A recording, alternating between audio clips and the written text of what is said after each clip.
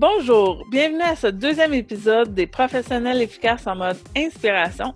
Aujourd'hui, nous rencontrons Myriam Lambert qui nous explique comment elle est partie à son compte suite à son 3e congé de maternité. Donc, elle a utilisé ce levier pour pouvoir convaincre son copain et avoir l'assurance d'avoir un petit revenu, même si ça ne fonctionnait pas, même si elle n'avait pas de clients. Donc, c'est une façon pour elle efficace de démarrer son entreprise. Et sans plus tarder, la voici.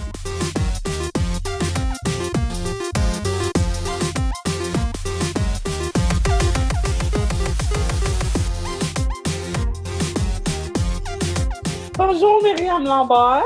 Bonjour Madame Manta.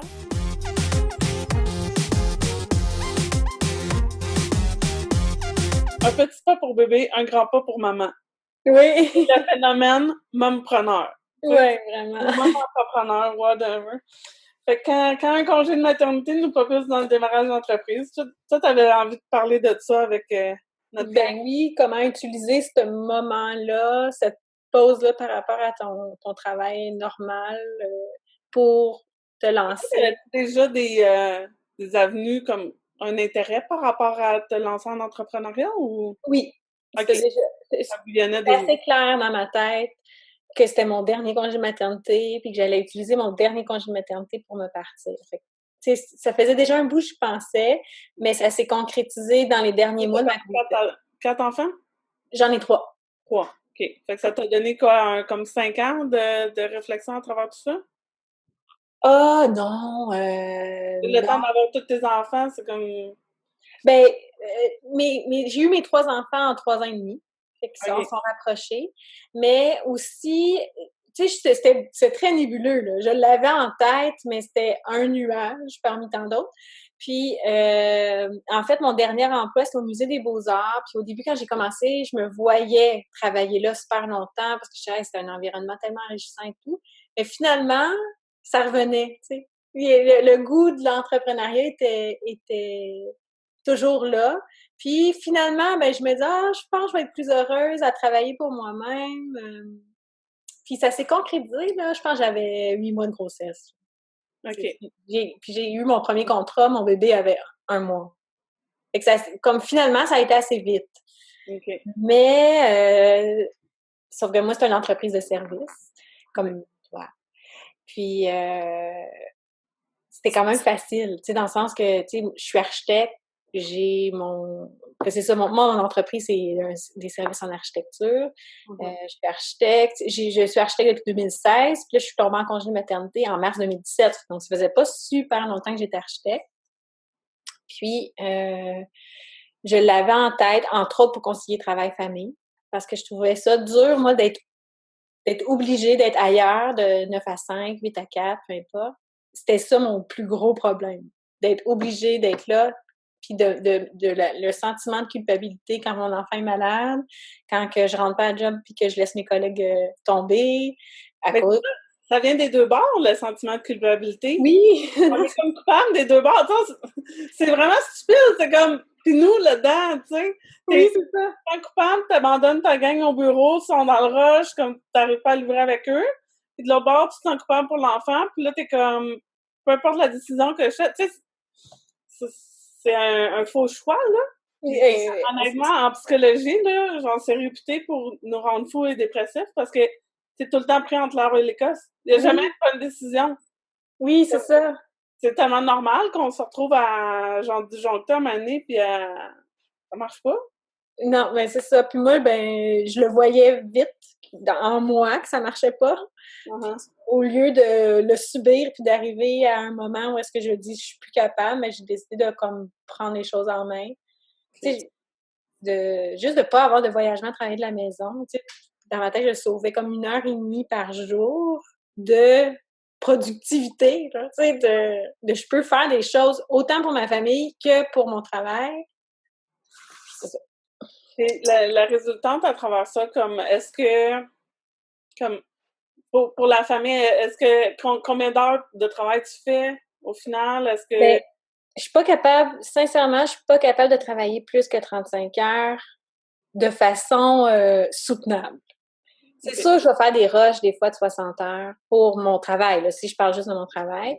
C'est sûr que des semaines, je vais retravailler quand les enfants sont couchés, des fois jusqu'à 1h, 2h du matin, je vais me relever à 5h30, 6h pour continuer, mais tu sais, c'est pas un rythme soutenable, c'est vraiment parce que là, je réponds à un rush.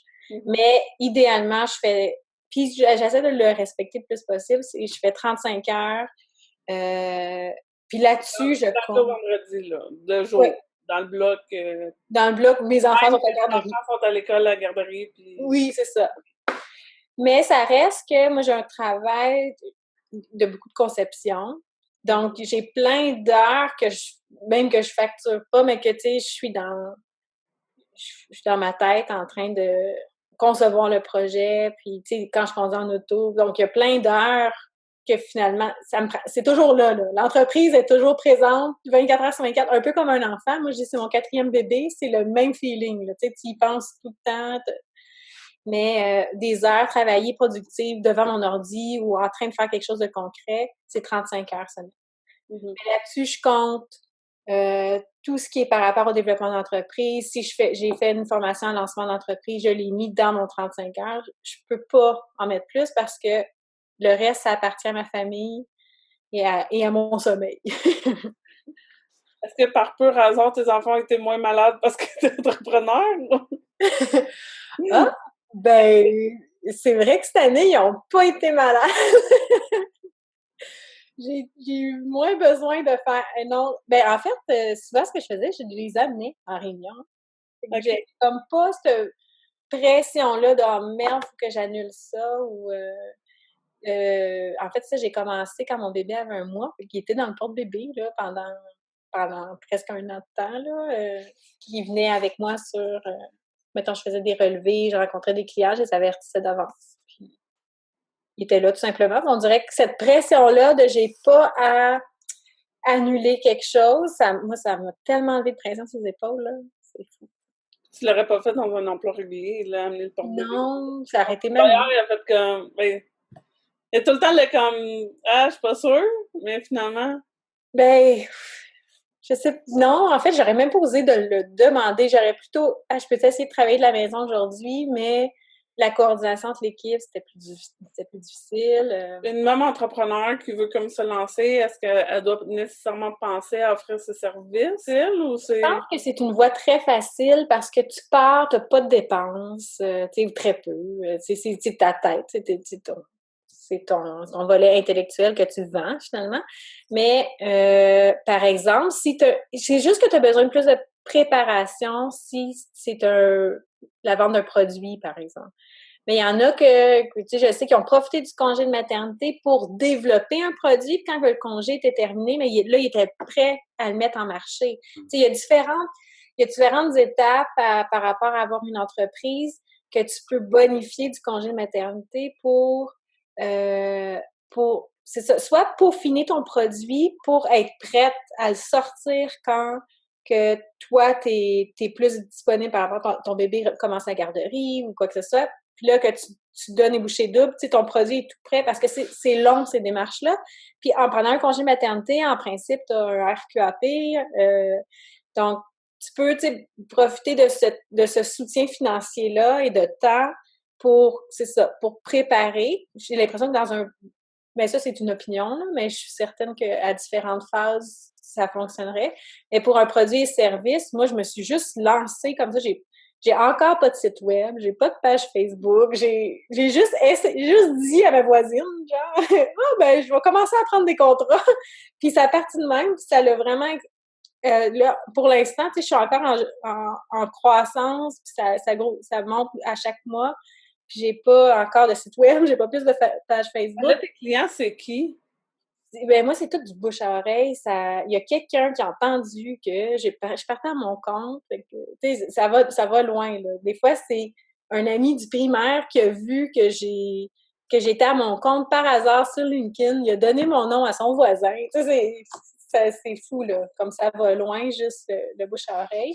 C'est sûr, moi, j'ai la chance d'être membre d'un ordre. Fait qu'il y a comme une espèce de j'ai besoin d'un architecte pour signer mon projet, donc j'ai pas le choix de faire affaire avec un architecte. Tu sais, je suis pas, par exemple, un designer graphique où est-ce qu'il y a comme une panoplie là, d'entreprises. J'ai un peu moins de compétition, si on veut. Tu as des actes réservés par ton nom professionnel. Exactement. Qui fonctionnent, que les gens aiment beaucoup engager quelqu'un par référence, justement. Okay. Mais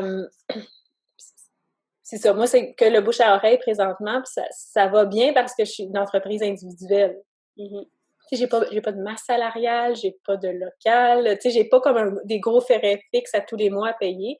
Donc, moi, je trouve ça idéal, justement, pendant un congé de maternité, de partir parce que t'as pas trop de contraintes t'as besoin d'un ordinateur, d'une imprimante, puis de tes connaissances. Souvent, on a quand on étudie à un certain niveau aussi. Oui, c'est ça, exactement.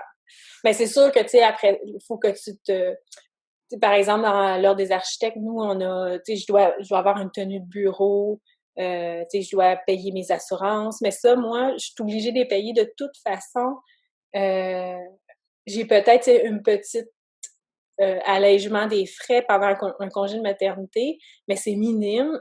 Puis, tu sais, je veux dire, il faut que je paye ma cotisation à l'ordre, tout ça, mais ça reste que ces frais-là demeurent, que je sois en congé ou pas. Il faut que je les paye pareil. Et ton mari, à travers tout ça, ton copain, comment il a vécu ça, lui? Entrepreneur? Ben, c'est une très bonne question parce que ça dépend vraiment de la personnalité de chacun. Puis mon chum, lui, il est très prévoyant et il aime pas trop les risques. Tu sais, il est en finance, puis c'est toujours... On regarde la pire situation, puis on essaie de voir si c'est correct. T'sais. Puis là, lui, il voyait la pire situation de mon cas, puis c'était pas correct. C'est sûr qu'il a eu peur. Il a eu ça de... En fait, moi, ça a été aussi... J'aurais été prête, je pense, avant de partir à mon compte, mais pour rassurer mon chum, le fait qu'on avait une entrée d'argent par le RQAP, tu sais, il a comme dit, ben, pendant ton congé de maternité, fais un peu ce que tu veux. Fait que, c'est un peu comme prouver à mon chum que c'est viable, l'idée. Parce qu'il est plutôt de type sceptique. Mais en plus, comme de la manière dont t'en parles, on dirait qu'il y avait déjà le coussin financier pour te supporter en ligne, mais que genre ça faisait pas son affaire de l'égrener, tu sais. Ben, le coussin. Ben, on est du genre à pas avoir de dette. Tu sais, de s'endetter pour...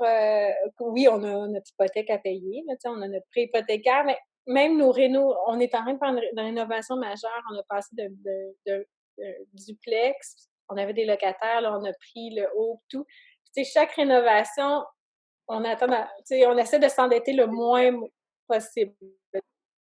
C'est dans la mentalité de on s'endette pas pour un projet comme ça, qu'on sait pas où est-ce qu'il s'en va, mais ça, c'est... Moi, je l'avais, mais j'arrivais pas à y vendre. C'est comme un banquier. Mon chum était comme un banquier. Il était pas vas-y, mon amour, je crois en toi. Il était ben là, moi, je veux des chiffres, des prévisions financières. C'est quoi ça, une prévision financière? Je déteste tellement faire... Je suis en pleine rédaction de mon plan d'affaires, là, puis je déteste, je le crie à tout le monde. Je déteste faire des planifications financières sur une entreprise qui n'existe pas encore. Comment tu veux que je te... comme explique-moi comment on fait pour inventer des prévisions financières.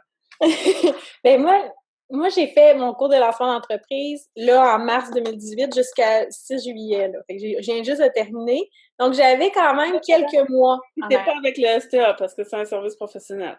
Right? Oui, c'est ça. J'avais pas le STA, moi. Juste le mentionner au cas où qu'il y en a qui pensent que le cours de l'entreprise, c'est juste pour le STA? C'est pas juste pour... Non, c'est ouvert à tout le monde. Puis la formation est gratuite si, par exemple, tu as un code permanent, puis tu es allé à l'école, tu sais, tu as fait tes études au Québec, puis tu as un code permanent, puis c'est gratuit. Puis c'est comme une formation... Sincèrement, elle vaut la peine, cette formation-là. Moi, sincèrement, je me suis dit, moi, c'est simple. Là. C'est des services en architecture, il y en a plus qu'un. Tu sais, je connais un peu ma lignée. Mais finalement, c'était quand même embrouillé dans ma tête. Tu sais, mes visions étaient... Tu sais, j'ai un parcours en scénographie, j'ai un parcours en beaucoup de résidentiel. En tout cas, là, comment j'amalgame comme tous ces services-là? Mais bref, la formation, elle m'a vraiment aidée à me donner une vision puis un parcours. Mm-hmm. Par contre, c'est ça, j'avais commencé en mai 2017 à faire mes premiers contrats.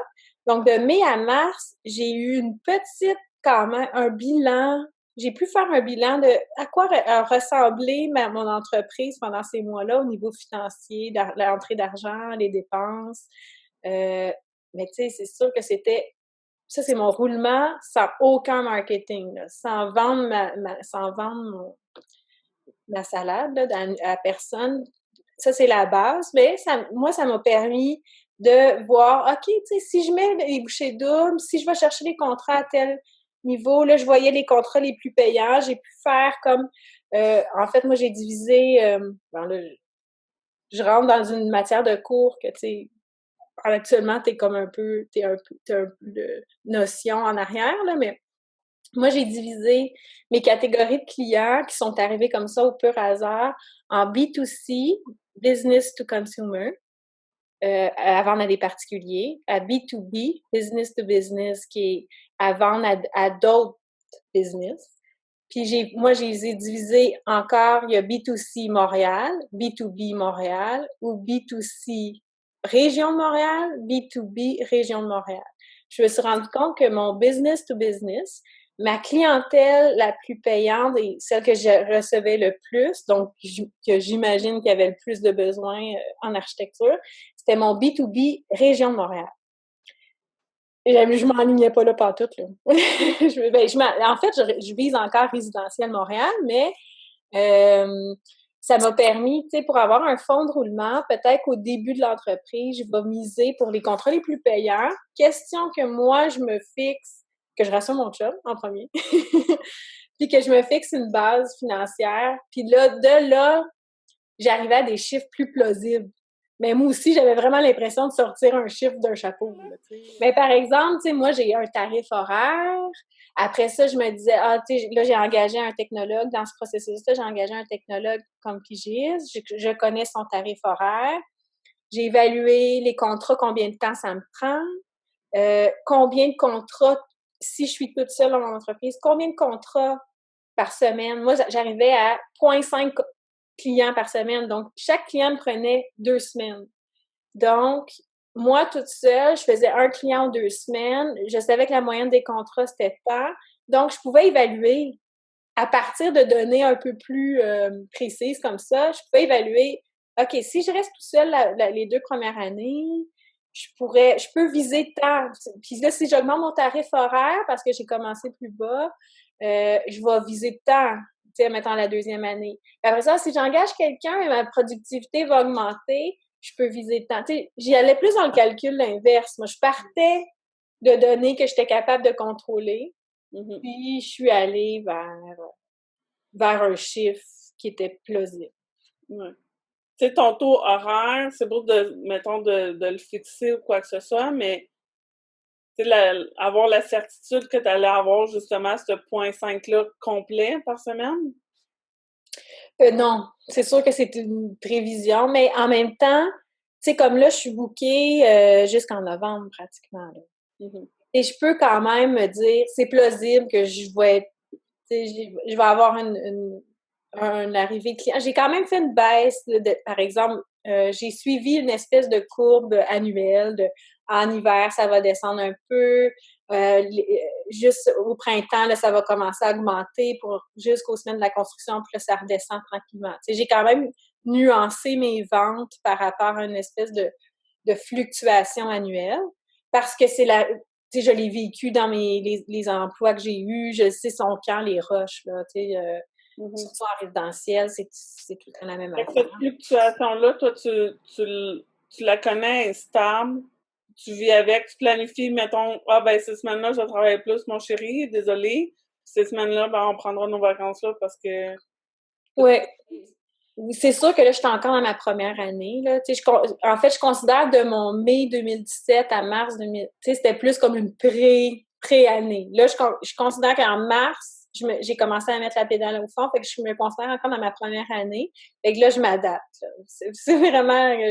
mais j'essaie de prendre beaucoup de notes de ce que je constate, mes rushs, à plein de niveaux, là, point de vue financier, comment facturer, bref. C'est sûr que, et c'est ça, l'affaire aussi qu'on le sait pas quand, moi je pensais pas avoir la fibre entrepreneuriale, donc si je reviens au sujet de podcast, c'est par rapport au congé de maternité. Il y a une méchante grosse adaptation. Quand tu n'as jamais vécu le monde de l'entrepreneuriat, c'est une job en soi être entrepreneur. Là, en plus, tu as tes tâches de ton entreprise, mais c'est énormément de temps et d'énergie. En fait, moi, je me demande, moi, je pense pas que j'aurais été capable avec mon premier bébé, parce que déjà, un premier bébé, tu t'adaptes à la vie de parent.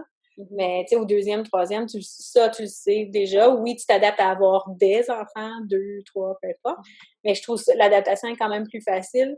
J'ai comme l'impression qu'un premier bébé, tu t'en demandes, là, de partir une entreprise avec un premier congé de maternité.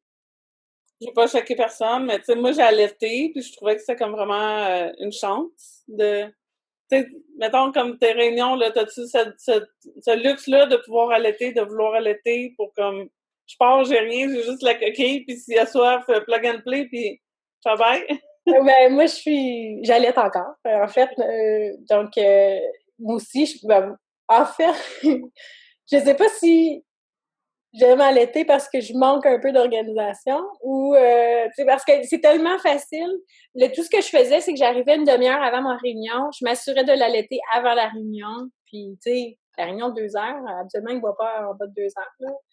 T'es chanceuse, il va dormir tout le long. Ben, surtout s'il est dans le porte-bébé, là, il faisait des longues siestes, même très bébé, là, tu sais, le 2 heures, il passait endormi. Donc, ça, tu sais, j'essayais de m'organiser aussi dans les heures en sachant, tu sais, à 10 heures, c'est une bonne heure parce que je sais qu'il va dormir, tu sais, au moins 1 heure ou à 1 heure l'après-midi, c'est une bonne heure parce que je sais qu'il va dormir. Tu sais, je m'organisais un peu dans mon horaire selon l'horaire de mon bébé, là, on s'entend. Mais en fait, j'assumais pleinement que j'avais un bébé avec moi. Là. Fait que j'avertissais le client d'avance, j'allaitais aux besoins.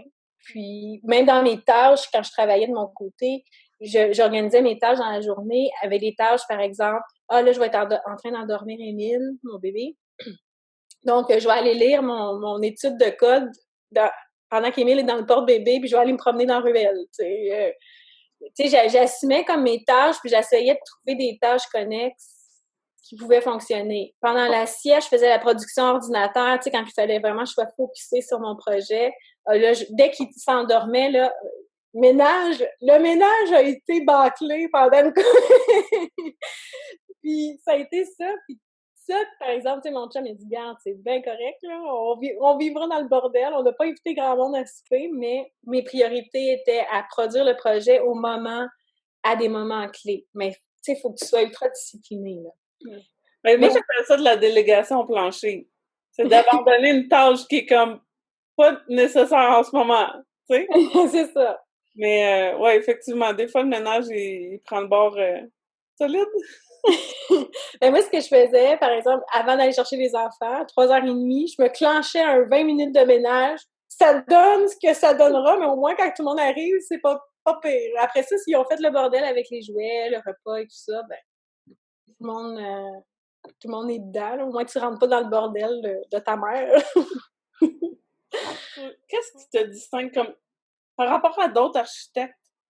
Tu trouvais comme un style de branding un peu différent à d'autres? Ben, je suis encore en train de me positionner. Moi, je travaille beaucoup avec le terrain. Là, je suis encore en mode, je prends ce qui vient parce que je me dis, je suis encore curieuse de savoir que chaque domaine, qu'est-ce qui m'inspire. Ma première vision, c'est vraiment, je suis située dans Villeray, moi, à Montréal, dans le quartier Villeray, puis je veux vraiment être vue un peu comme l'architecte de Villeray, une architecte de famille, le parc immobilier de Villeray, ben de Montréal, tous les quartiers résidentiels de Montréal sont vieillissants, puis les familles veulent s'installer, souvent, les logements sont pas adaptés pour 3 enfants, 2 enfants même, c'est trop petit. Fait que j'aimerais vraiment ça, si j'ai un branding à faire, là, ce serait ça. Je veux être l'architecte de Villeray. Puis, je veux soutenir les familles, les accompagner dans rénover leur plex, peu importe comment, le transformer en maison de ville ou selon les besoins de leur famille. Puis, ou démolir et reconstruire, mais ça, c'est un peu plus difficile. Fait que c'est ça. Ça serait vraiment là mon... Ta vision, elle connecte beaucoup avec le style de mairie que vous avez à Montréal, présentement. Oui. Ben oui. Ben... Ramener la ville aux citoyens, aux familles. Ben oui. Branding, là, c'est fort. Ben, tu sais, ça revient un peu à le début de notre conversation. Tranquillement, le monde veut de moins en moins perdre du temps dans le voyagement pour aller au travail. Beaucoup travaillent au centre-ville de Montréal. De là à, tu sais, habiter dans la couronne de Montréal et perdre le temps de voyagement. Donc, les gens ne veulent... Il n'y a plus autant de personnes qui veulent s'installer en banlieue. Donc, il y a beaucoup, beaucoup de familles, comme moi, dans mon quartier autour, là, c'est des copier-coller de notre famille. C'est des deux professionnels qui ont des enfants, ils ont acheté un plex, ils rénovent. Donc, moi, la demande, je la vois, là, elle est très présente. Le quartier sans bourgeois, ça peut lancer des débats, mais ça reste que le parc immobilier est vieillissant et il a besoin d'amour. Donc, sans bourgeoise, parce que les familles, ils se rapprochent. En même temps, tu sais, je suis en train de me demander, tu sais, la clientèle que tu disais qui était comme ta clientèle majeure est en région de Montréal. Est-ce que l'entrepreneuriat moderne, comme tu le pratiques, va bientôt faire en sorte que ça va faire comme un trou de bain, Montréal, que les gens vont comme s'installer en banlieue parce que c'est moins cher, puis finalement tout le monde va comme arrêter d'aller en ville parce que les buildings à un moment donné vont te servir à rien parce que comme là où on s'en va, c'est vraiment pas adapté aux familles, puis la main-d'œuvre comme voudra plus aller travailler dans les bureaux en ville. On va là, dans le. Non. Le phénomène est quand même fort de même entrepreneur, là. Je veux dire, ça. Si on se met tout à partir en entrepreneuriat, ça. Ça dépend aussi, c'est comment tu aimes ton mode de vie. Tu sais, moi, prendre mon auto pour aller faire mon épicerie, là, c'est non.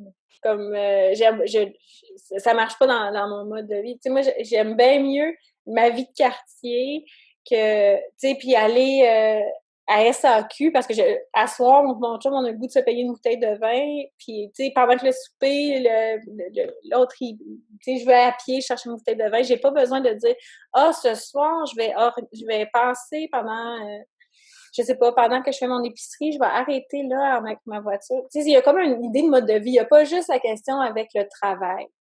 Puis, je pense, Montréal, il deviendra jamais un trou de bain. Ça, je suis 100% certaine. Les gens vont plutôt investir dans l'immobilier. Premièrement, là, ça garde sa valeur avec le marché immobilier. C'est l'endroit au Québec parce qu'il y a une plus grande valeur de l'immobilier. Donc, au niveau de l'investissement, ça vaut la peine. C'est sûr que, bon, je ne veux pas rentrer dans l'investissement immobilier. Tu peux faire un investissement immobilier à Brownsburg-Chatham, qui est mon village natal. Bon, c'est peut-être le pire exemple, là, mais mettons à la chute, puis tu vas arriver, ça va être rentable, tu sais, ça dépend de chaque projet.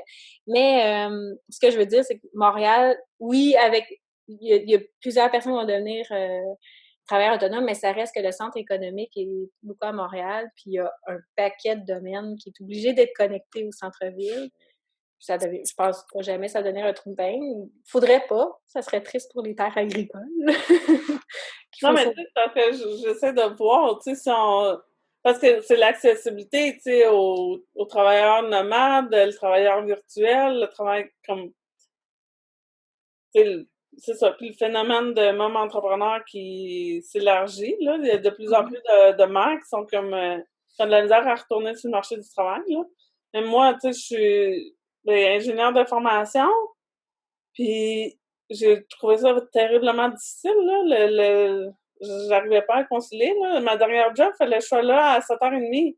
J'avais 2 petits stops à faire, puis les 2 stops, ben, ils ouvrent à 7h. Mm-hmm. Ça se fait l'été quand il fait beau, l'asphalte est sec. Mais l'hiver, j'étais tout le temps en retard. Ça marche pas, là. C'était comme, tu sais, puis moindrement que les enfants, ils ont un blocage quelconque, t'es 5-10 minutes, pouf, t'es en retard, là. Tu sais, t'as aucun buffer, là. Oui. T'es on target à 7h, il y en a un qui drop à l'école, la porte n'est même pas encore débarrée, là. Oui. T'es dans ton char qui ouais, là. Ça n'a aucun bon sens de vivre cette pression-là, puis de gauler. Puis tu sais, c'est pas parce que j'avais pas comme de visée de carrière, là. Je me sentais vraiment une fille de carrière, carrément. Mm-hmm. Je respecte très bien ceux aussi qui veulent rester à la maison avec les enfants et tout ça. C'est aucun préjugé, là. C'est juste que ça marche pas. Le marché du travail ne fonctionne pas. C'est Non. comment les autres ont fait avant. C'est comme, je sais pas, c'est... Ben, tu sais, il y en a un paquet de burn-out, là, puis de maladies On en mentales. parle plus, comme, justement, vu qu'on en parle plus que ça arrive, ben, on prend plus de précautions pour pas que ça... Autant Oui. on détecte peut-être plus vite que de se laisser aller dans toute notre vie, de faire comme, ben là, tu sais, j'ai déjà 20 ans, j'allais chercher mon 25 ans ou mon 30 ans de service. Puis... Non, c'est ça. Ben, il y en a encore, je pense, qui sont encore dans cette mentalité-là, mais je pense que la mentalité à cette heure, tu sais, les avantages sociaux ne pallient pas à ta qualité de vie au quotidien.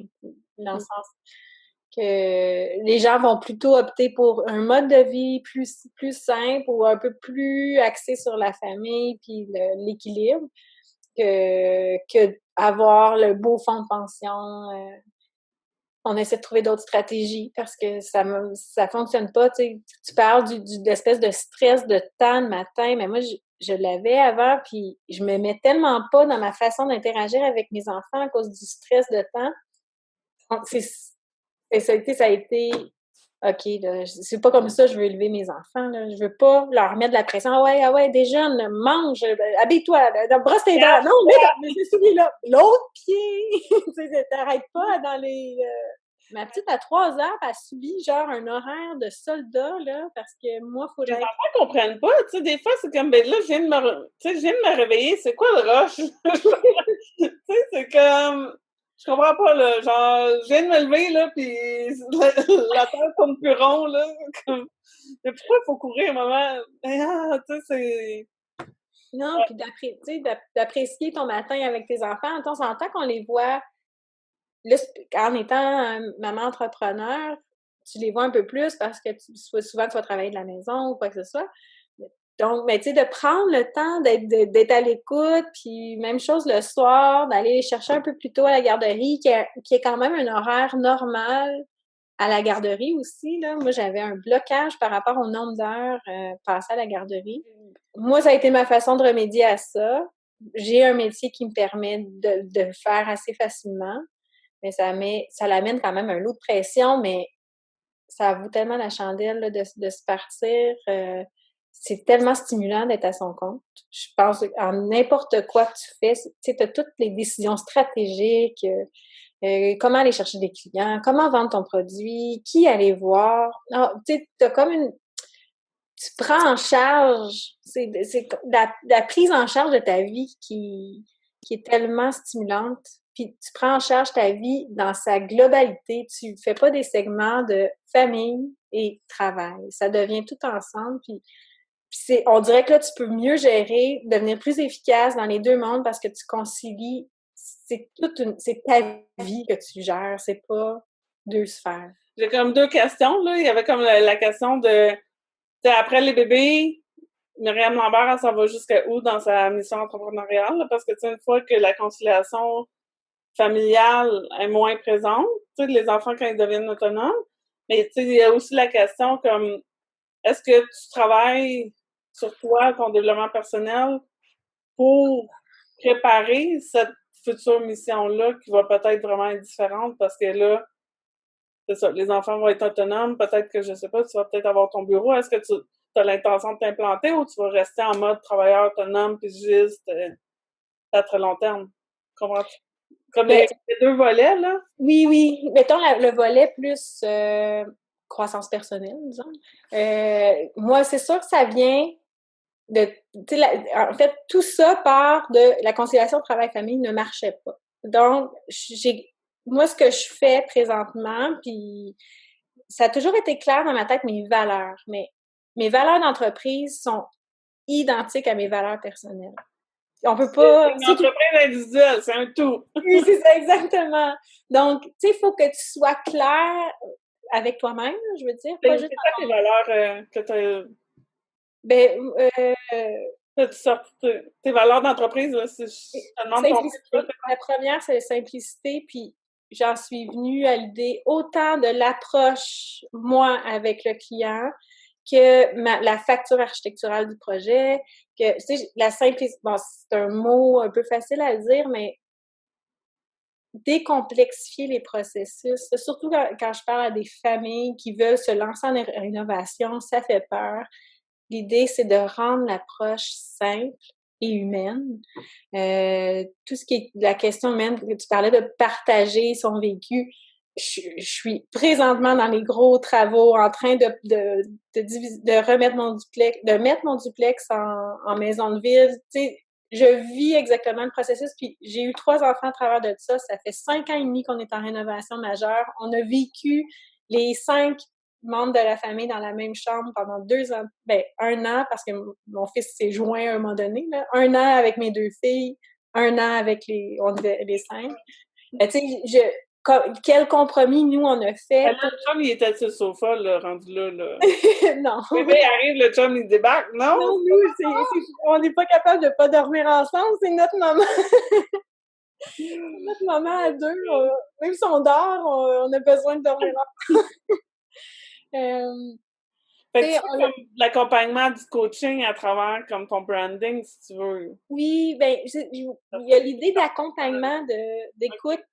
Puis moi, je vends pas une signature architecturale, je vends vraiment de l'accompagnement. Mon but à moi, c'est de trouver l'aménagement qui va rendre les gens heureux, tu sais.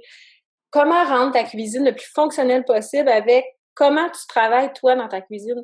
Tu sais, je suis pas là pour imposer une vision, je suis vraiment là pour écouter les gens dans leurs besoins, puis oui, c'est quoi les manquements, mais c'est quoi les points forts en ce moment de leur maison, qu'est-ce qu'ils aiment, puis travailler beaucoup avec l'existant. C'est ça, d'amener l'écoute à une étape un petit peu plus loin pour respecter les budgets.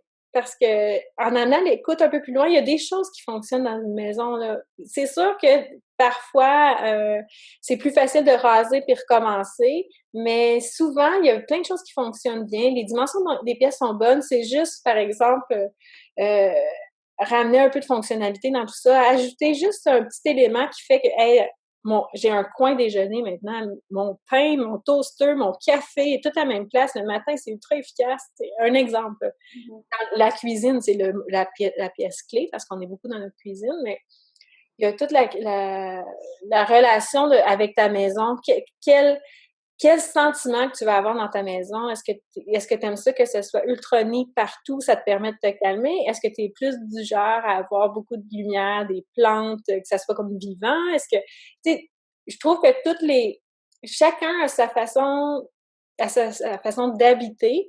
Puis moi, c'est de l'accompagnement là-dedans de regarde, ça, t'aimes vraiment ça, cette image-là, tu l'aimes aussi beaucoup, puis celle-là aussi. Regarde, il y a des liens entre les trois. Tu sais, j'essaie de trouver, de vulgariser qu'est-ce qu'ils ont à l'intérieur de ça, parce que des fois, c'est difficile de le mettre en mots, puis de le savoir de façon consciente, c'est quoi nos préférences. Donc, moi, j'essaie de passer beaucoup de temps à essayer de comprendre mes clients dans qui ils sont pour mieux dessiner leur maison pour eux. C'est sûr que c'est très différent entre un client qui veut rénover pour lui qu'un entrepreneur qui construit pour quelqu'un d'autre. Tu sais, après ça, là, je vais plus avec des principes généraux. Les deux sont bons, mais tu sais, en fait, je pense que ça explique beaucoup pourquoi je en suis là. Avant d'étudier en architecture, j'ai étudié sciences infirmières. Donc, on voit que j'ai la vocation humaine dans moi. J'aime beaucoup aider les gens, puis c'est ça que j'aime dans le métier. En fait, c'est un peu pour ça que je suis partie entrepreneur, parce que quand tu es employé dans un bureau, tu es 40 ans devant ton ordi à dessiner des projets. Puis, tandis que là, en étant entrepreneur, mais là, j'ai cette relation avec les clients qui me manquait énormément. Donc, cette relation humaine-là. Puis, il y a toute la question de facile d'approche, sans prétention. Ça vient avec la simplicité, mais c'est comme comment décortiquer la simplicité, c'est ça. Là, en ce moment, je considère que j'ai pignon sur rue parce que c'est chez moi. Donc, habituellement, je vais plus chez les gens. Mais tu sais, si mon entreprise continue à grossir, je vise pas à être un bureau à un 8e étage d'un building. Je vise à être pignon sur rue parce qu'il y a toute cette question je veux que les gens sentent que je fais partie du quartier, que je fais partie de leur voisinage. Moi, je trouve que c'est la meilleure façon d'aller chercher les clients. Ils savent que tu es là parce qu'ils te voient travailler, puis je mettrai mes projets. J'essaie d'être cohérente dans mon développement d'entreprise aussi avec la personne que je suis. Je suis pas quelqu'un... je vais pas chercher des matériaux nobles, extrêmement nobles pour faire des belles photos. Un projet, c'est pas juste des photos. Oui, c'est le fun pour le portfolio, ça vend un peu l'idée, mais un projet d'architecture, ça va bien au-delà de l'image que je projette. J'essaie de faire attention, par exemple, quand les gens m'envoient des photos Pinterest ou tout. Mais tu sais, j'essaie de nuancer tout ça. C'est beau, mais c'est peut-être pas fonctionnel. Non, exactement. Puis tu sais, ton toaster, tu le mets où, toi? Est-ce que tu es prête à le ranger à tous les matins après tes toasts? Tu sais, il y a comme une idée en arrière que j'ai l'impression que les images lèchent la vie, mais qui est comme pas réaliste. Puis... Faut pas le dire trop fort, là, mais quand ma mère a rénové chez eux, là, je suis rentrée, j'ai fait comme... Mais il est où ton rangement? Hey, c'était beau, là, des belles tablettes, là, tout stylisé, mais après ça, mais pas ça là, parce que là, c'est pas assez solide. Mais je fais où? Je comme pas de tablette, mais je peux pas ranger rien. Mais non, c'est pour de la décoration. Mais oui, mais là, je veux dire, c'est une cuisine, là, on était, tu sais, le centre autour du four, là, moi, en haut, là, il y a mes bols de Pyrex, c'est mes affaires, là, c'est là que ça va, là, c'est genre, je le grab, je le mets sur le four, puis oui. Là, je suis comme, hey, mais il est où ton rangement? Tu sais, c'est drôle comme, plus le temps passe, plus que, oups, tu sais, là, je vois les meubles arriver, de meubles de rangement, plus ci, plus ça, puis, tu sais, ce qui était bien épuré, ben là, finalement, tu sais, mettons dans le salon, il y a plein de fils partout. Ben là, ils ont acheté un meuble pour cacher les fils. Ben oui, mais tu sais, au début, j'étais comme, mais qu'est-ce que vous faites, tu sais? Hey, belle ta tablette, là, mais genre, je comprends pas, hein, tu sais. Mais c'est vraiment ça, là, puis, tu sais, elle a regardé des revues de genre, c'est épuré, style épuré, ça fait des belles photos, puis c'est... Sauf que ça marche pas, la réalité. Ça peut fonctionner pour des gens minimalistes, tu sais, puis j'essaie d'adhérer au mode de vie minimaliste, mais ça reste qu'avec des enfants, là, la vie, tu t'accumules, là, c'est sûr qu'il y a des fois, t'es pas toujours en mode comme épurer ta maison, puis c'est ça, tu sais, il faut que tu t'adaptes à comment tu vis, c'est quoi tes choses, qu'est-ce que tu as besoin dans ta vie. Puis, j'essaie d'écrire un article pour justement lancer un site web éventuellement. Puis, ce serait un article qui parle beaucoup de revenir à ses besoins. Tu sais. Puis, je fais référence, entre autres, au livre de Pierre-Yves McSween de En as-tu vraiment besoin? Là, tu parles tout le temps. En as-tu vraiment besoin? Là, est-ce que c'est un besoin ou un désir? Tu sais, c'est correct que tu aies des désirs que tu veux, je sais pas, moi. Un filet hamac avec un étage, dans une hauteur double étage, tu mets un filet hamac parce que tu trouves ça a l'air cool. Tu as installé le toboggan avec ton doublé? Ben oui, aussi. Tu sais, c'est correct d'avoir des désirs, mais il faut juste en faire la nuance avant de commencer le projet, puis savoir, tu sais, où sont tes priorités versus tes besoins. Une cuisine fonctionnelle, t'en as besoin. Tu sais, du rangement, t'en as besoin. Il y a des trucs comme ça. Puis je reviens, tu sais, maintenant à toutes les 5 questions, mais en as-tu vraiment besoin? Tu sais, dans le sens que épure je veux enlever toute l'idée du voisin gonflable aussi. Mais mon voisin, il s'est fait ça. Il me semble que ça serait beau chez nous aussi, tu sais. Non, t'en as-tu vraiment besoin? Ça change quelque chose dans ta vie? Le voisin gonflable. Oh wow! Ah boy! Cette image-là va rester un petit peu longtemps. Wow! OK, puis donc pas nécessairement de vision qu'après le même entrepreneur, c'est pas nécessairement comme l'entrepreneur big company. Tu reviens pas dans le mode corpo, là. T'es parti, là. C'est fini. Même si t'étais boss de la boîte, là, le concept c'est comme la cassure, elle s'est faite, là, tu sais.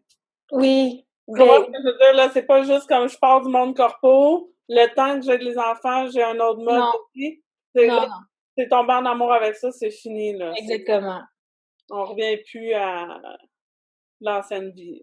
Puis j'essaie aussi de réfléchir à comment je veux traiter des employés, parce que c'est clair qu'éventuellement, je vais en avoir. Est-ce que moi-même, je deviens une entreprise qui remet les employés dans la situation où j'étais avant? Non, j'essaie de casser aussi ce mode-là. Je pense plus engager des pigistes, qu'on va se faire des réunions une fois par semaine dans un café, puis que chacun travaille de chez eux, un peu à distance. Puis que... on va prendre un café le lundi matin. Puis... oui, ça l'amène, puis c'est le fun. Ils ont comme, je sais pas, il y a quelque chose de plus convivial à tout ça. Puis avec mon domaine, ça se fait très bien de pouvoir déléguer comme ça, d'avoir une rencontre d'équipe. Après ça, peut-être des rencontres individuelles, 1 heure par semaine chacun, deux rencontres au besoin. Mais tu sais, avec du monde qui ont quand même un peu d'expérience. C'est sûr que un stagiaire là-dedans, c'est un peu plus difficile. Mais tu sais, aussi de casser toute cette image, ne pas recréer ça pour d'autres non plus. L'idée de cette conciliation travail-famille, la permettre à d'autres personnes qui peut-être n'ont pas autant la fibre entrepreneuriale, mais qui voudraient cette liberté-là. Puis, moi, c'est ça, j'ai aussi une vision 3 ans, 5 ans par rapport à l'entreprise. J'ai qui est en fait 3 entreprises complètement différentes. Mais donc, mettons Lambert Architecte, qui est mon entreprise présentement, je pense que je vais quand même limiter la croissance. Je veux pas bâtir un empire. Je veux toujours garder cette échelle humaine dans ma relation avec les clients, mais aussi avec les employés. Donc, je peux pas devenir une entreprise de 50 employés. Je vais perdre ce que je veux à la base. Ça serait comme un peu illogique. Je préfère plutôt, à la limite, stabiliser la croissance, permettre un service vraiment efficace aux clients pour aussi vraiment satisfaire au maximum mes clients. Puis moi, pouvoir lancer ma deuxième entreprise qui est des produits architecturaux pour enfants, que là, je vais vraiment travailler ma créativité, j'ai super hâte de commencer. Là, c'est un peu partir à autre chose. Là, ça serait vraiment une entreprise de produits qui est quand même très différent de services, mais qui serait aussi un peu... qui travaillera ensemble, par exemple, pour faire des maquettes, des projets de mes projets d'architecture. Puis il y a aussi, après ça, ma vision 5 ans, c'est lancer une deuxième ligne de service qui est en scénographie. Étant donné que j'ai travaillé au Musée des Beaux-Arts en scéno, j'ai beaucoup aimé ça. Donc là, je vais travailler tranquillement la scéno. Mais tu sais, j'ai quand même une vision de toute ma vie professionnelle avec l'entreprise. Tu sais, c'est un non-retour en tant qu'employé, ça c'est clair. J'ai eu des offres d'emploi avec des bons salaires, puis non merci. On prend-tu une gageure que ton chum n'a pas vu ces offres-là? Non, mais à ce temps, mon chum, il est rendu au point qu'il veut peut-être s'associer avec moi et qu'on travaille ensemble. Fait que on en a fait du chemin. Il prendrait quel rôle de... je pense administratif, beaucoup, contrôle des coûts. Il est en finance, lui, donc toute la gestion, administration des comptes, des processus, peut-être établir des processus aussi, avoir une vision, des fois objective en arrière pour comment optimiser les procédures avec les clients et tout. Je pense qu'il serait super bon. Okay. Puis, c'est quoi le conseil que tu donnes à la môme enceinte, là, qui s'en va en RQAP? C'est quoi les actions là, qu'elle devrait prendre demain matin? Là? Qu'est-ce qu'elle doit mettre en application pour se diriger vers un style de môme entrepreneur? Je pense que tu n'as pas besoin... Il faut faire la nuance entre être... très, très, très confiante en ton produit. C'est normal que tu te sentes un peu imposteur là-dedans, que tu te lances puis tu sais pas trop quoi dans tu t'embarques, mais il faut que tu t'assures que tes valeurs à la base vont vraiment vers l'entrepreneuriat, c'est-à-dire la flexibilité, la liberté, mais aussi il faut que tu peur de mettre beaucoup d'efforts, beaucoup de temps, beaucoup d'énergie à ça.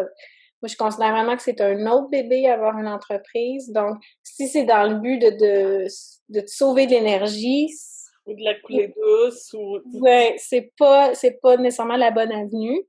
Tu peux peut-être repenser à quel type d'emploi tu vas avoir, mais c'est pas dans le but de travailler moins fort. Mais c'est plus stimulant. Puis si tu es quelqu'un de tête, ben je pense que tu trouves plus ton compte en conciliation travail et famille.